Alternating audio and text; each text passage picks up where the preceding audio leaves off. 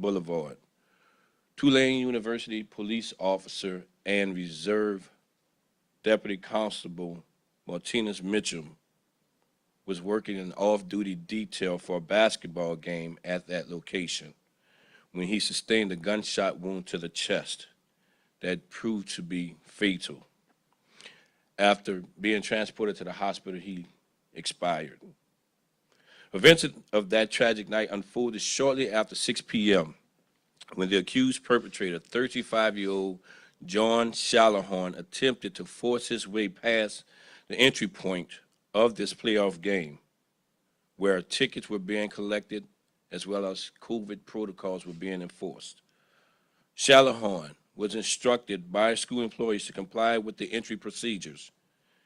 He then initiated a violent confrontation by striking the employee in the face. Officer Mitchum, noticing this interaction, both Officer Mitchum as well as the employee attempted to escort Shalahorn out of the building, at which time Shalahorn retrieved a weapon from his waistband and fired 2 shots, one of which striking Officer Mitchum again in the chest. Shalahorn was quickly taken into custody by other officers who were working the detail at that time. As that crime scene was being processed, an armed robbery was reported in the 3rd District to have occurred at this very same location at George Washington High School, Carver High School. During that incident, jewelry was taken. That same jewelry was found to be in the possession of Shalahorn's upon his arrest. Shalahorn has been booked with 1 count of first-degree murder of a police officer, as well as 1 count of armed robbery. I would like to say this. And I knew, all of us up here had a personal relationship with Officer Mitchum. Chief Borealis worked with him at Tulane.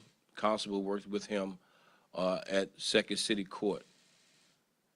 As my experience being over the 4th District, Officer Mitchum was a school manager administrator at Landry Walker High School, where we worked hand in hand on many events in ensuring the safety of our community and ensuring the safety of our students at these various events. So this is a tragic, tragic loss.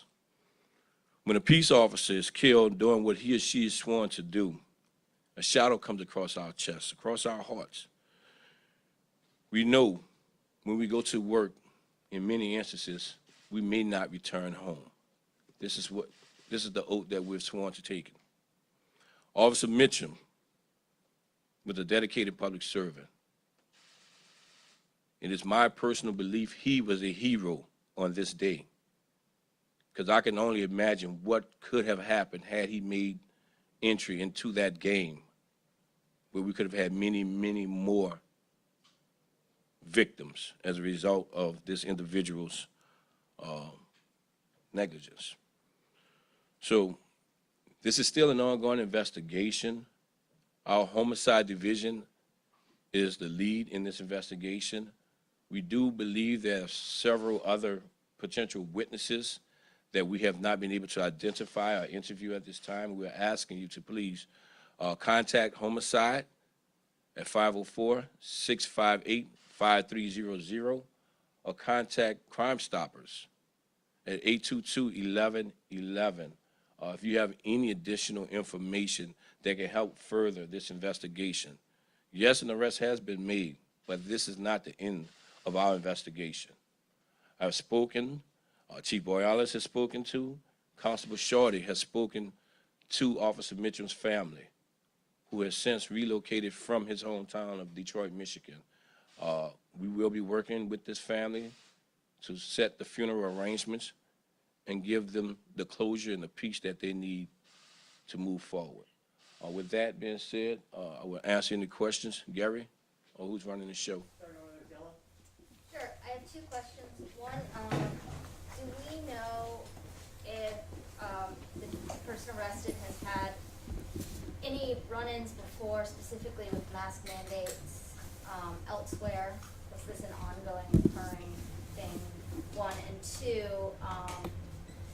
was the security guard shot, was he wearing a protective vest of any sort? Gotcha. So I know everyone is trying to make this into a mask issue. We cannot confirm that this is a mask issue whatsoever. This entry for this game, they were collecting tickets for the game. They were taking temperatures for the game. They were ensuring that everyone was complying with the COVID guidelines, which include wearing a mask. But we cannot confirm that this had anything to do with him wearing a mask. And the police officer that was shot, unfortunately, was not wearing a vest at the time. Do you know if the people who were doing security at the door of the school personnel, did they know that he had a gun on him, or was that only discovered when he pulled it out during the altercation? It appears as though this was only discovered during the altercation. I don't know if the chief of Tulane could just speak a little bit about Officer Mitchum and just what he meant to the department, the kind of person he is. I don't know if maybe that happened or Absolutely. I'd actually be honored to speak to that. First, I would just like to offer, and I know I've done this personally, but just for the entire community, to offer our condolences to Officer Mitchum's family, his friends. His loss is a big loss for this community. It's not just a loss for us at Tulane or for the constable's office. It's a loss to this community. Mitch was an incredible guy. He really was. And I know you often hear these type of stories, but it was personal to us. He was one of the type of individuals that if I could have an entire police department made up of him, his clones, we'd have an awesome police department. He was that type of individual. He was always very giving. Never saw him get angry. He wanted to learn. He wanted to be a sponge and absorb. He wanted to advance in our police department. We had a sergeant's test that was scheduled for tomorrow that we've postponed, but he was going to be taking that test, and I, quite frankly, have no doubt that he would have finished at the top. He was that kind of guy. And I don't know if the constable would want to say anything as well. I would just echo what the chief has said. He was an amazing individual.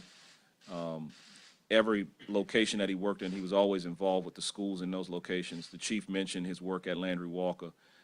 He was always involved with the kids' lives over there, reaching into his own pocket to make sure that kids who didn't have had, whether it was if they fell short for prom or fell short for buying rings for sporting events, or just being able to lend a helping hand. I want to thank both the chief of Tulane and our NOPD chief. NOPD has been a great resource for us, has stepped up. Chief Ferguson's team has done an awesome job, and I want to publicly thank you, Chief, for everything that you've done, and the family wants to thank NOPD for all of their help. Thank you. Do either of these departments have rules regarding the need for bulletproof vests when your officers are working details?